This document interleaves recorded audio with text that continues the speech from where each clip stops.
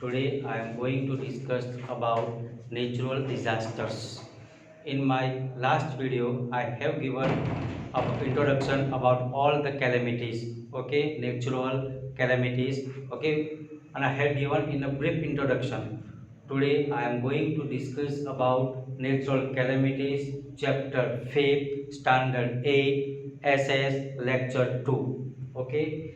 In my last video I had given little information. It was about the introduction about all the calamities. Today I am going to explain about earthquake, volcano and tsunami. My dear student, what happened in on 26th January 2001? What happened 26th January?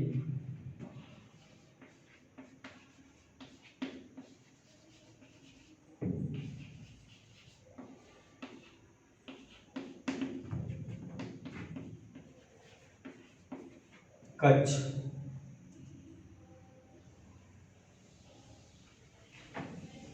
My dear student, at around when whole country they were celebrating Republic Day, and everywhere uh, people, students, and everybody they were going in a line. They were going for some rallies, and suddenly the earth they experienced earthquake. And my dear student, it was horrible. It was horrible incident which we suffered. My dear student, that time I was near my house, and I was standing near the wall, and suddenly when the earth was started shaking, I knew, since I am a SS teacher, I should know. So suddenly I got idea that it is earthquake. So I told each and every person to move in an open ground, and I just tried to save everybody. Okay, because it was the first experience. It was the first experience in my life as well as in others' life also. 26 January 2001. Okay, and my dear student, and even today, this year also in 2020, this year also in these days, same area is getting a earthquake in these days. Last 5 or 10 days, you are reading in a newspaper about this incident. Okay, so today I am going to explain about earthquake, volcano and tsunami. Got it? Now, what is called earthquake? What is called earthquake? My dear student, this when because of the change in interior part of the earth, okay, sudden part when they shake, they move. I have written here definition. Due to the sudden movements, due to the sudden movements in the interior, movement means the movements of the tectonic plates, movements of the tectonic plates. My dear student, that you will learn next year when you come in standard 9, you will learn about tectonic plates. My dear student, we are living on Indian Australian tectonic plates.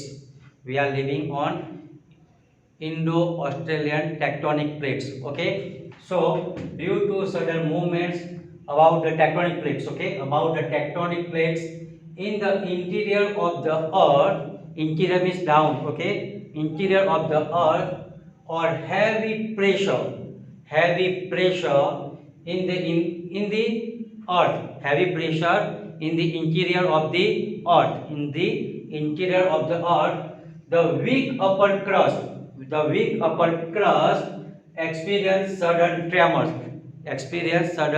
shaking. That is called earthquake. My dear student, one thing I will tell you, when there is too much pressure, there is too much pressure in the interior of the earth, they come up. Okay, and because of that, the earth shakes. Okay, that is called earthquake. Got it? My dear student, when earthquake occurred on 26 January 2001, it was measured on seismograph that it was about more than 7.8 degree Richter scale. It was on 7.8 Richter scale. My dear student, the measure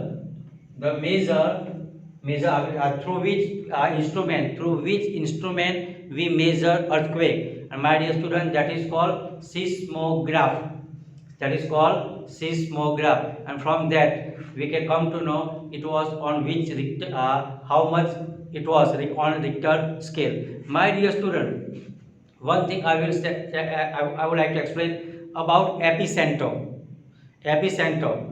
Here I have written word epicenter. Means from that when it is down when there is a tectonic plate movements are there. Okay, and because of that under movement, upper part that also shakes. Okay, that is called epicenter. Got it? So here we are getting some information about earthquake because of the movement in the interior of the earth, the upper part crust that shakes, that is called earthquake. My dear student, here I would like to say that each and every second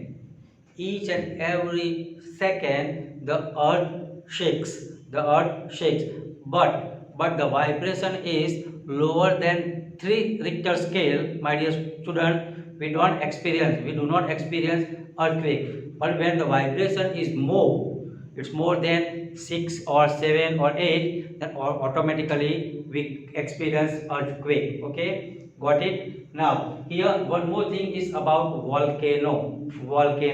My dear student, did you go in your kitchen anywhere anytime?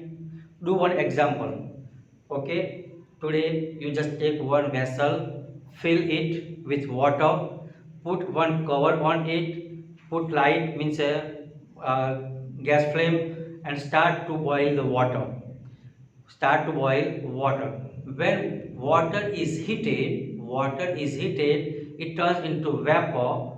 That is, in Gujarati we say vadar. And after some time, what will happen? This vapor tries to come out of the vessel, though it is covered with one of the plate or something, one of the dish. So what will happen? It tries to lift that plate or dish, and the vapor comes out. Similarly, it happens in a interior of the earth. When molten rocks and other things, when they are melt, they are very hot inside, and when there is a too much heat, they try to come up, and where they find a weak crust, weak crust. From there it start to come out. And my dear student, that liquid form, that is called lava, that comes out. My dear student, here three types of volcanoes I have written. They are active, latent, and dead. My dear student, here active means again and again the volcano comes out. Again and again the volcano comes out. When we say about latent, another way is dormant. Another one is dormant. Dormant means, my dear student, this word comes from the word dormitory. Do you know? Have you heard the word dormitory? What is the meaning of dormitory? Dormitory means a place where people they sleep. It's not bedroom. In a bedroom, only one or two people, a person they sleep. But dormitory means many people they sleep together. That is called dormitory. And here, my dear student, dormant means we are not sure whether it will come out or not. Okay, so that's why the word is written latent or dormant. And third one is dead. It means once that volcano came out, but now it is no chances that it will come again. Okay, so there are three types of volcanoes: active, latent, and dead. Got it? My dear student, volcano is very useful in many ways. My dear student, volcano is very useful in many ways.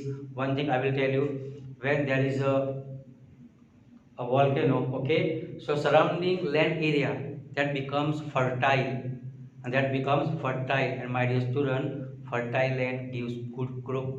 Okay, have you visited here Kanisa? And one more place is here where you will find a hot water spring.